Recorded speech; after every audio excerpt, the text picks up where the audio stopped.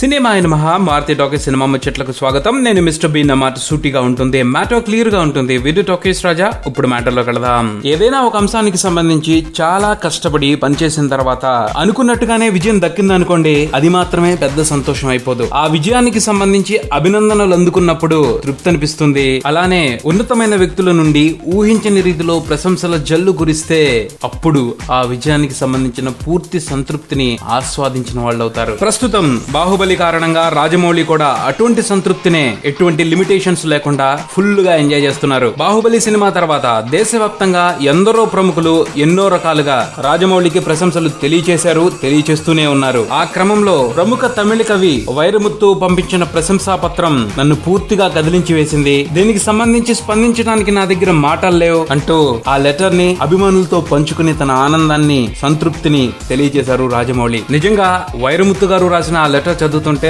మామూలు జనాలకే మైమరుపు వచ్చేస్తుంది. ఇక రాజమౌళి గారు పట్టలేని సంతోషంతో ఎంత ఉక్కిరి బిక్కిరి అయిపోయి ఉంటారో. వైరముత్తు గారు కవి కాబట్టి బాహుబలి సినిమా చూసి ఆయన ఆస్వాదించిన అనుభూతిని కవిత్వం చేసేశారు. కవితల్నే ప్రశంసలుగా మార్చి ఓ లెటర్ రూపంలో పేర్చి రాజమౌళి గారికి పంపించారు. దాని గురించి ప్రతి ఒక్కరు తప్పకుండా తెలుసుకుని తీరాల్సిందే. ఎందుకంటే ప్రశంసలు ఇంత అందంగా కూడా ఉంటాయా అని తెలుసుకునే అవకాశం ఇది. కాబట్టి ఆ లెటర్ లో వైరముత్తు గారు ఏం రాశారు అన్నదాన్ని కొంచెం డీటెయిల్ గా తెలుసుకుందాం. నేను బాహుబలి సినిమా చూశాను. ఆ సినిమా కలిగించిన ఆశ్చర్యం నుంచి ఇంకా నేను బయటికి రాలేదు. ఆ చిత్రానికి సంబంధించిన చిత్రాలు నా కనురెప్పల పైన సీతాకోక చిలుకల్లా ఎగురుతున్నట్టే ఉన్నాయి. ఈ చిత్రం వెండి తెర మీద రాసిన మరో పురాణమా, భేదాలు లేకుండా అందరినీ అలరించగలిగే కవిత్వమా, లేక కదిలే బొమ్మల ఉత్సవమా? నిజంగా ఒక అద్భుతం. బాహుబలిని తొలిగా చూసినది నువ్వు. ప్రపంచమంతటి కంటే ముందు నీ మనసుతో ఈ చిత్రాన్ని చూశావు. నీ మనసులో ఆవిష్కరించబడ్డ దృశ్యాలని వెండి తెర మీదకి సినిమాగా మార్చటంలో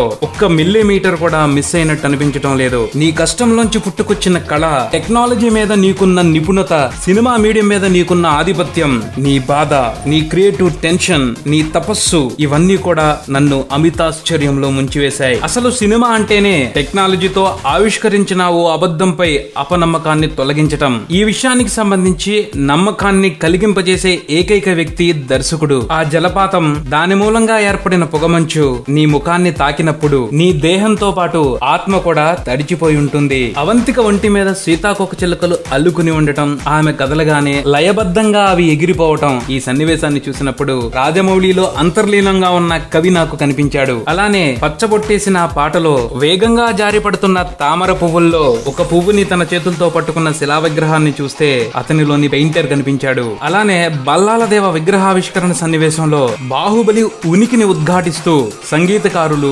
నృత్యకారులు, మాహిష్మతి పురప్రజలతో పాటు చివరికి ఏనుగు కళ్ళలో కూడా ఉత్సాహాన్ని చూపెట్టిన విధానం రాజమౌళిలో ఉన్న విశేషమైన కళాకారుడు కనిపించాడు. కట్టప్ప కత్తి దూసినప్పుడు ఆ తర్వాత తల లేకుండా మొండం మాత్రమే నడుచుకుంటూ వెళ్లే సన్నివేశంలో మహాకవి కంబర్ ఆలోచనలు కనిపించాయి నాకు. ఎవరూ కూడా ఇంత గొప్పగా యుద్ధ సామాగ్రిని ఉపయోగించి యుద్ధ పథకాలను బేస్ చేసుకుని భారీ రణాన్ని చిత్రీకరించలేదన్నది నా అభిప్రాయం. కొత్త టెక్నాలజీకి సంబంధించిన అన్ని అంశాలని నీ పరం చేసేసుకున్నావు. అందులో ఒక్క అంశాన్ని కూడా వదిలిపెట్టకుండా పూర్తిగా ఉపయోగించుకుంటున్నావు. ప్రపంచానికి భారతీయ సినిమాకి చిరునామాగా నీ పేరుని రాస్తారు రేపటి రోజు. నా పెదవులు నీ పేరును ఉచ్చరిస్తున్నప్పుడు నాకు నిజంగా గర్వంగా అనిపిస్తుంది. ఎందుకంటే మాలోంచి ఒకడొచ్చాడు మిగతా ప్రపంచంతో పోటీ పడటానికి అని.